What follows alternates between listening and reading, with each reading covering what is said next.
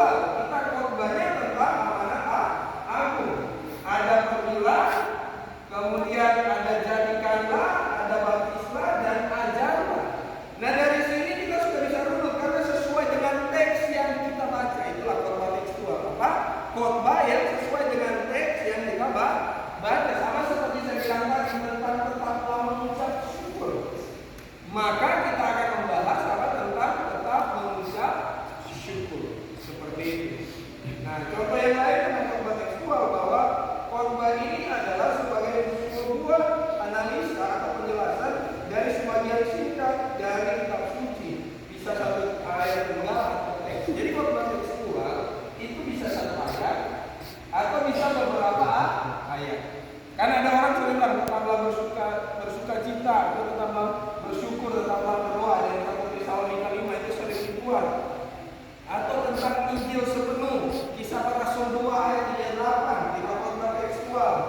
Bertobatlah dan hendaklah engkau memberi dirimu dibaptis dalam nama Tuhan Yesus untuk mendapatkan pengampunan dosa, maka kamu akan menerima karunia Roh Kudus. Jadi tekstualnya kita pertama sebelum dibaptis harus bertobat, tinggalkan semua dosa. Setelah bertobat kita susun next langkah selanjutnya sesuai tekstual adalah apa?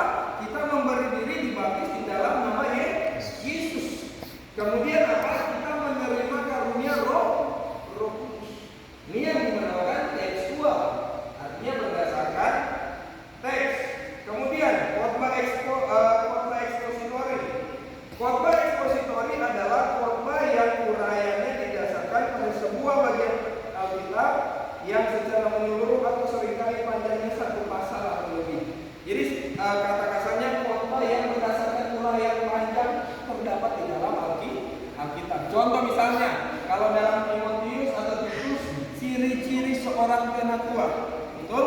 Ciri-ciri seorang diaken. Manakala yang membahas dibilang kamu harus beramal, jangan peminum, dia mempunyai satu istri, harus menguasai dirinya. Jadi akan dibahas bagaimana untuk tidak minum, bagaimana dia ramah hati, bagaimana dia adalah suami dari satu orang istri dan dia bisa menguasai keluarganya. Itu diberikan karena ada uraian yang lebih panjang. Dan khotbah ekspositori ini akan didukung oleh ayat-ayat lain.